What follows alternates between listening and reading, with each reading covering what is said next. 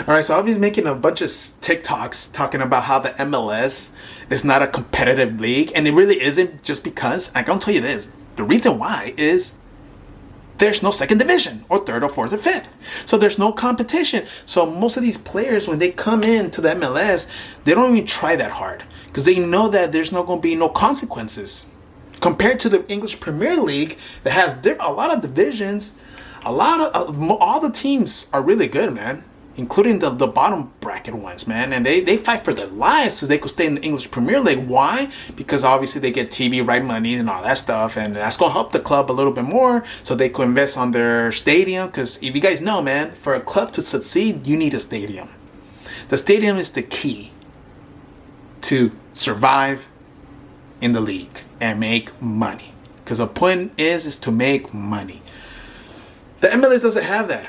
Okay, there's a salary cap, and it's crazy how the MLS work. Where if I wanted to buy a team, right, or form a team and join the MLS, I had to pay for the paperwork first. You know how much that paperwork costs? It costs a lot. I think it's like, I don't know if it's in the billions, or let's say it's $500 million. That's a lot of money. That's why most of these teams are worth billions of dollars, because just with the paperwork already is already it's just the paperwork and all that stuff. It's just money grabs. And here's the thing. If I was a football player and I had to pick MLS or Liga MX, here's the thing. The good thing about the MLS, if I was a young guy, like I just came out of freaking high school, or I'm in high school, if I want to play European football as fast as possible, I'll pick the MLS because they'll sell you cheap to European teams. And compared to Liga MX, that doesn't happen. They want to keep you, especially if you play well. And then when they want to sell you, they want to make profits. They don't care about the play. They don't care about the national team, how they're going to perform in the World Cup, in this case in Mexico. They want to make a profit. They want to sell their players $10 to $15 million. Doesn't work like that. No European team is going to spend on a player that did not pretty much prove themselves in the Europe scene. Nobody. Not even me, dude. If I was an owner of a European club, let's say Manchester United, I ain't gonna pay that much money for a player for 15 million. That's crazy, dude. What the hell? And that's what damaging the Liga MX compared to MLS. That's why you see a lot of US born players playing Europe, because they just send them there like hotcakes, man. They're playing second division Germany, England. I don't see that much in Spain though, but you see a bunch of them on like Belgium, Holland, and all that stuff. And that's where United States has a heads up on us in Mexico, in the national team, right? The quality of players playing over there. Actually, it's the quantity of players, because there's not that many Mexican players playing in Europe. And it's pretty sad because, dude, my cousin told me, because he was telling me he used to play like Sunday league football, where it was like the truckers league, where they actually give you money. And he told me, dude, there's a lot of 14, 15, 16-year-old that have crazy talent, bro. Like, that they will actually make it in the national team. But the problem is, they don't have money. They're all poor. Second, dude, if you want to go to train with the academy, also you need to cop off money. They don't have that money. And let's say they actually do that money because their parents are sacrificing so much just for the son to actually have a chance to become a pro. When the time comes where he's 18 or 17 and he's ready to debut on the senior team, guess what you have to do? You have to pay the team a fee just for you to debut. So technically, man, you kind of have to be rich in Mexico. And that's what the corruption kills that league, man, because the Liga MX has history. History, bro. To be honest, Mexico should have won a World Cup by now, dude. We were so close too. And then I think it was Belgium that killed us. It was pretty bad, or Germany, one of them too, man. We lost in penalties. And it's sad to see, man, because there's so many good players right now. For Mexico, we got Gilberto Mora, who's like a 16-year-old who plays like Pedri, bro.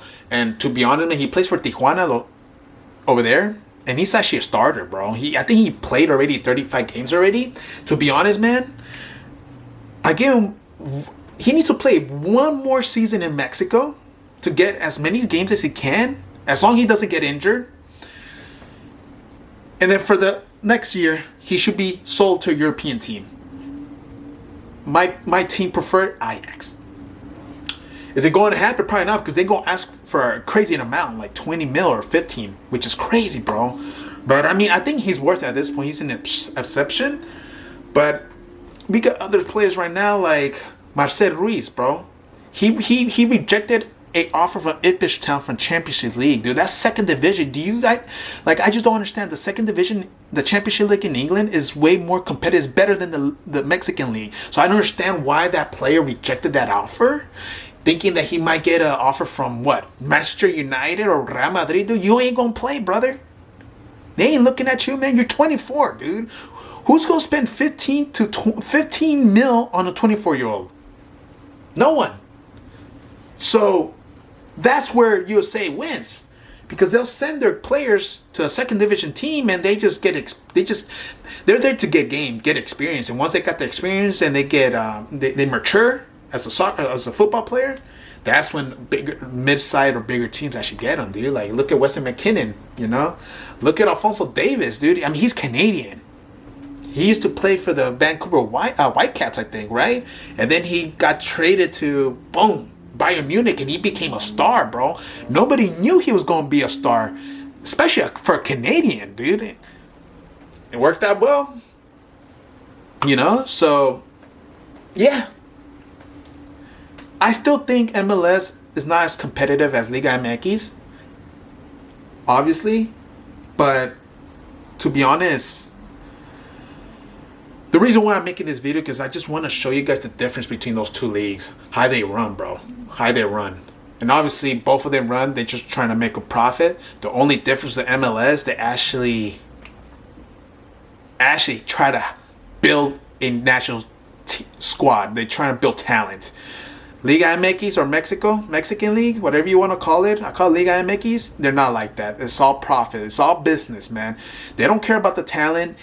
Really, dude, like, they just want to make profit. That's it, man. As long as they make 15 mil off of a player, they're happy. Because it's a lot of money in Mexico. 15 million is a lot. So, but yeah, that's the difference. If Mexico didn't have corruption, dude, I bet you Mexico will be dominating, obviously, the Leagues Cup. As you guys see, Cruz Azul lost 7-0 against Seattle Sounders. That should never happen, to be honest, man. I'm actually disappointed with the Máquina, even though I don't go for that team. I don't even like that team, because I'm a Club America fan. They're my rivals at this point. They are, actually. But that should never happen, man. Mexicans should be dominating, to be honest. But it is what it is, man. I'm happy for Seattle Sounders. I'm actually, if I have to pick an MLS team, I'll pick Seattle Sounders just because Vargas there. And he's actually pretty good, too. He's another key player from Mexico, too, guys. And he's from Alaska. So, yeah, guys, that's my opinion about both leagues, MLS and Liga MX. What do you guys think?